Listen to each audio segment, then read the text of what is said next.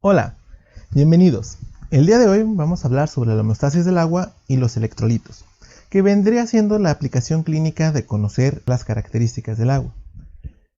El agua vamos a tener que en todos los seres humanos va a corresponder más o menos al 60% del peso corporal. Esto especialmente si hablamos de los adultos, pero esta proporción puede variar de acuerdo a la edad y a los tejidos.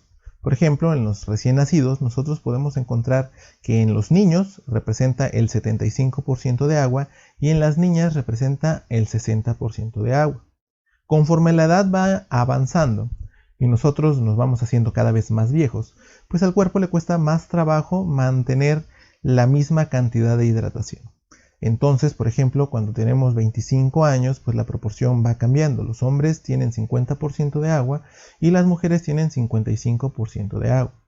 Entonces, esto quiere decir que va dificultándose un poco más mantener nuestros estados de hidratación. Y esto lo podemos observar porque, por ejemplo, los recién nacidos se ven muy pachoncitos a comparación de los adultos. Por ejemplo, si nosotros vemos a una persona de 65 años, pues ya su piel está un poco más áspera, más arrugada, porque va a tener aproximadamente el 45% de agua. Si nosotros todavía profundizamos más en el análisis, podemos observar que la distribución dentro del espacio extracelular y en el espacio intracelular va a ser diferente. Es decir, el agua que está fuera de las células en los niños es mucho mayor que el agua que está fuera de las células de los adultos. Sin embargo, el agua que está dentro de las células en los niños va a ser menor de los adultos. De igual manera, nosotros podemos predecir o calcular más bien cuál sería la cantidad de volumen sanguíneo que va a tener un individuo si nosotros multiplicamos la cantidad de kilogramos que tiene por cualquiera de estos factores. Por ejemplo, para un adulto nosotros podemos multiplicarlo por 70 mililitros por kilogramo de peso. Esto quiere decir que si tenemos un adulto de 70 kilogramos, pues vamos a tener que 70 por 70 nos va a dar 4.900, es decir, va a tener 4.9 litros de sangre total.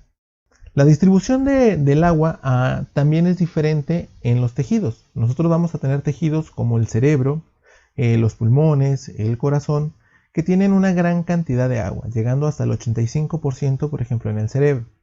Pero va a haber otros tejidos que la proporción de agua va a ser muchísimo menor, como en los huesos, en los dientes y en el tejido adiposo. En este último solamente alcanza el 10% del peso. Entonces, ¿por qué es importante hablar de cuánta cantidad de agua tenemos? El agua va a ayudar a que los tejidos funcionen de manera adecuada. Entonces, nosotros tenemos que analizar dónde se encuentra esta agua. Del agua total, si nosotros vemos el 60%, es decir, el agua que tenemos dentro del cuerpo y lo tomamos como un 100%, 2/3 partes se van a encontrar dentro de las células y 1/3 parte se va a encontrar fuera de las células. Esta agua que está fuera de las células todavía la podemos clasificar como el líquido intersticial, que es el que se encuentra entre los tejidos, el líquido linfático que se encuentra en el sistema linfático, el plasma, que es la parte líquida de la sangre, y los líquidos transcelulares, que estos se encuentran en compartimentos especialmente diseñados para su almacenaje, como el líquido gastrointestinal, que se encuentra en el estómago, la orina, que se encuentra almacenada en la vejiga, y el líquido cefalorraquídeo, que se encuentra rodeando el sistema nervioso central. La homeostasis del agua es esencial para la supervivencia, ya que le va a dar la estabilidad a las estructuras celulares. Es el medio para todas las reacciones químicas que suceden en el organismo. También determina la velocidad y la actividad enzimática. Nos va a ayudar a ser solvente de los iones esenciales para la vida, que se conocen como electrolitos. Y un sinnúmero más de funciones que nos va a estar apoyando. Por ejemplo, va a hidratar los tejidos como la piel, los ojos, nos ayuda a regular la temperatura. Entonces va a ser primordial mantener un estado hídrico balanceado. Hablando de lo que se encuentra dentro del agua, una de las moléculas más importantes o de las partículas más importantes que vamos a encontrar son los iones. Los iones van a ser partículas que tienen cargas, que ya sean negativas o positivas, y se obtienen mediante un proceso que se llama ionización. Existen dos tipos de iones, los aniones, que tienen carga negativa, y los cationes, que tienen carga positiva. ¿Sí? Una manera de que lo recuerden es que la cebolla es mala y te hace llorar, por lo tanto es negativa. y los gatitos son buenos y te hacen felices, por lo tanto son positivos. ¿Qué electrolitos vamos a encontrar nosotros en los líquidos corporales? Bueno, pues dentro de los aniones tenemos las proteínas, el cloruro, el bicarbonato, el sulfato, los fosfatos, y dentro de los cationes nosotros podemos encontrar el calcio, el sodio, el magnesio, el potasio. De todos estos, son 4 los que tienen mayor importancia clínica. Va a ser el cloruro, el bicarbonato, el sodio y el potasio. Del cloruro tenemos 100 milimoles por litro, mientras que del sodio tenemos 140, que son los más abundantes. Luego tenemos el bicarbonato, que tiene 25 milimoles por litro, y el potasio, que tiene 4 milimoles por litro. Estos electrolitos se van a distribuir de manera diferencial tanto en el líquido extracelular como en el líquido intracelular. Esto se debe a que van a cumplir funciones importantes en cualquiera de estos dos compartimentos.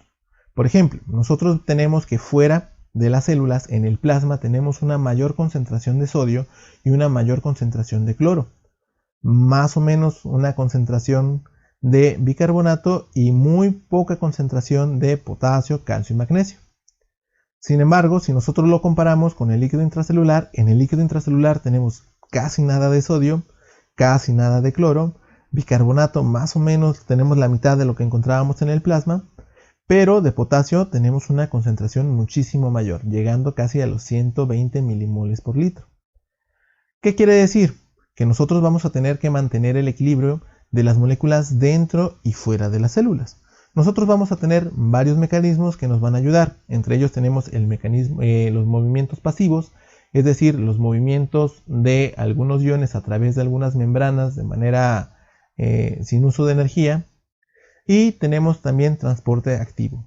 Aquí es donde entra una de las más populares y famosas moléculas que van a escuchar en sus cursos de bioquímica, que es la ATPasa sodio-potasio, también conocida como la bomba sodio-potasio. Mantener estas concentraciones es de suma importancia. Nosotros tenemos que no todos los tejidos y no todos los fluidos corporales van a tener la misma concentración.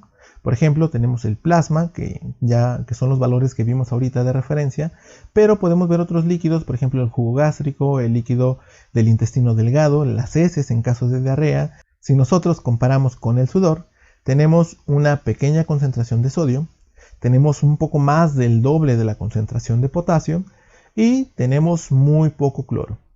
¿Qué quiere decir esto? Bueno, si nosotros vemos algunos casos clínicos o alguna aplicación clínica de estas diferencias, pues por ejemplo tenemos los pacientes que tienen una sudoración excesiva, ya sea una persona que tiene una sudoración por fiebre o los deportistas que se ponen a hacer una actividad física extenuante y comienzan a sudar de manera excesiva. Como el sudor contiene menos cantidad de sodio que el líquido extracelular, pues una sudoración excesiva nos va a favorecer una pérdida de agua y el sodio se va a comenzar a concentrar en el plasma. Este fenómeno se conoce como hipernatremia, ¿sí? Que es una alta concentración de sodio en el torrente circulatorio. Ahora, si nosotros tenemos un paciente que tiene diarreas graves, como el líquido intestinal tiene más potasio que el plasma, pues una diarrea grave va a generar algo que se conoce como hipopotasemia, que es una baja concentración de potasio. Aunque cuando yo menciono hipopotasemia, siempre lo que se me viene a la mente es un hipopótamo. Por eso yo prefiero utilizar el término de hipocalemia. Probablemente vayan a encontrar cualquiera de los dos en sus lecturas. Entonces, ¿a qué se deben estos movimientos de agua? ¿Por qué ciertos líquidos tienen más o menos concentración de iones que otros? Bueno, pues esta concentración de iones nosotros la conocemos como osmolaridad, ¿sí? La osmolaridad va a ser la concentración que tenemos de electrolitos y de otras moléculas osmóticamente activas en cualquier solución y se va a expresar en miliosmoles por litro cuando las concentraciones son muy pequeñas, por ejemplo en los compartimentos de los organismos vivos. Un ejemplo de esto es el plasma, que el plasma va a tener una concentración de 300 miliosmoles por litro. Saber la osmolaridad de los fluidos corporales es importante porque fenómenos como la ósmosis dependen de la osmolaridad. Si nosotros tenemos dos soluciones separadas por una membrana semipermeable con osmolaridades diferentes, va a presentarse un fenómeno que se conoce como ósmosis. que es el paso selectivo a través de las membranas semipermeables de un lugar donde hay menor concentración de soluto hacia un lugar donde hay una mayor concentración del mismo, ¿sí? Entonces, para poder entender la osmolaridad hay varios conceptos claves que debemos entender y que nos tiene que quedar claro, que sería solvente, soluto, que tiene que ver con qué se disuelve en qué, hipotónico, hipertónico y cetónico, que tiene que ver más con la comparación de los fluidos o de los líquidos con respecto a la concentración de la osmolaridad del plasma. Entonces, para que quede un poquito más claro de cómo es que funciona la osmolaridad, pues nosotros podemos imaginar que tiene que ver con la cantidad de moléculas de agua que son o que están libres. Si nosotros tenemos la misma cantidad de moléculas de soluto en un lado y en el otro lado de la membrana, pues vamos a tener la misma cantidad de moléculas de agua que no están interactuando con los iones. De esta manera, las moléculas libres pueden pasar a través de los canales de las membranas, llegando a un equilibrio dinámico. Cuando nosotros vemos una célula que mantiene su forma o su estructura en una solución, quiere decir que la misma cantidad de agua que está entrando es la misma cantidad de agua que está saliendo, porque la cantidad de moléculas que interactúan con el agua es igual en ambos lados. Sin embargo, si nosotros viéramos una situación diferente, por ejemplo, que en uno de los lados tenemos pocas moléculas osmóticamente activas y en el otro tenemos más, pues la cantidad de moléculas de agua que van a estar libres va a ser diferente. ¿Qué va a suceder? Pues entonces más moléculas van a comenzar a atravesar del espacio de donde había menos concentración de soluto hacia el espacio donde había mayor concentración de soluto, hasta que al final se van a equilibrar. De esta manera, pues llegamos de nuevo a un equilibrio dinámico, donde al final del proceso de ósmosis, cuando se equilibra o cuando se estabiliza, vamos a tener la misma cantidad de moléculas de agua libres en ambos lados. Esto es importante porque debido a la osmolaridad y el proceso de la ósmosis, nosotros vamos a tener que el agua se va a distribuir en los tejidos. Por ejemplo, nosotros podemos tener que pueden existir aumentos en la osmolaridad en el líquido extracelular o disminución en la osmolaridad en el líquido extracelular, en casos como ya habíamos mencionado, en un caso de una sudoración excesiva o en un caso de una diarrea grave. Al moverse estas concentraciones, pues al final nosotros vamos a tener que la concentración de solutos va a ser diferente. El proceso de ósmosis va a comenzar. Si tenemos un aumento de la osmolaridad del líquido extracelular, pues el agua que está dentro de las células va a comenzar a salir. Si tenemos una disminución en el líquido extracelular, el agua que está afuera va a comenzar a entrar. Esto hasta que lleguemos a un nuevo equilibrio, provocando una deshidratación celular cuando la osmolaridad del líquido extracelular es mayor, o un edema celular cuando la osmolaridad del líquido extracelular es menor. Esto es de importancia porque pues, vamos a tener varios casos clínicos o varios pacientes que van a tener alteraciones en el equilibrio hídrico. Un ejemplo de esto es una niña de 8 años de edad que es remitida al nefrólogo después de que se observó que esta niña tenía la cara hinchada, los tobillos estaban tumefactos, es decir, también estaban inflamados, durante un periodo de 2 semanas. Se le realizó una prueba de orina de 24 horas y se encontró que la paciente presentaba una excreción de proteínas muy elevada, de 7 gramos por cada 24 horas, siendo el valor de referencia solamente de 0.15 gramos por día. ¿Por qué la niña se encontraba con el edema? Bueno, nosotros al tener tanta cantidad de agua, pues hay varios mecanismos que están manteniendo el agua donde se requiere. Y uno de esos, pues es la presión osmótica y la ósmosis, pero no es el único. Algunos tejidos, como los capilares, como el endotelio de los capilares, permiten el paso de la mayoría de las moléculas osmóticamente activas, excepto de las proteínas. A la presión osmótica, que está dada solamente por las proteínas, se le conoce como presión oncótica. Y va a buscarse un equilibrio entre la presión oncótica y la presión hidrostática, es decir, la fuerza o la presión que está ejerciendo el agua que va dentro del torrente circulatorio.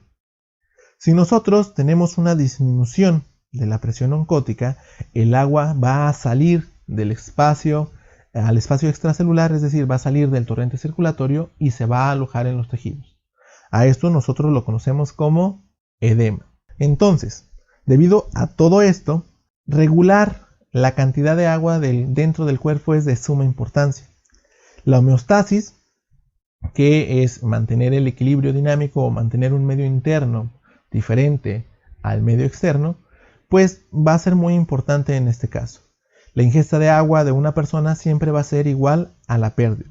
Es decir, el agua que entra al cuerpo va a ser igual al agua que sale. Generalmente nosotros tenemos egresos de 2 litros. Más o menos 1.2 mililitros se van en forma de orina, 500 mililitros se evapora a través de los pulmones.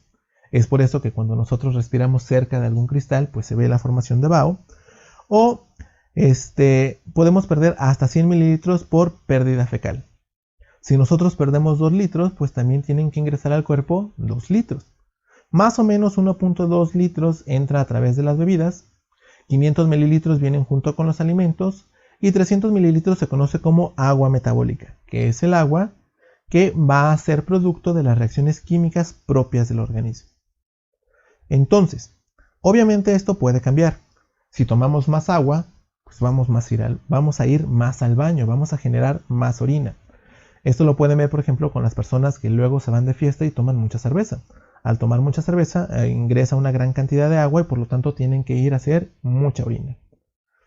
Ahora, por el caso contrario, si tenemos muchos egresos, esto va a provocar que también necesitemos mayor cantidad de ingresos. Si tenemos un niño que tiene una diarrea severa, pues no va a perder 100 mililitros a través de las heces fecales, va a perder más.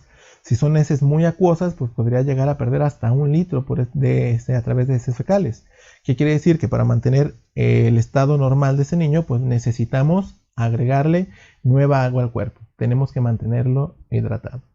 Es importante entender por qué el agua es de suma importancia para las funciones fisiológicas normales del organismo. Entonces, es muy importante conocer cómo se mantiene el equilibrio hídrico dentro de nuestro cuerpo. Es todo por este video y continuaremos en las siguientes clases. ¡Hasta luego!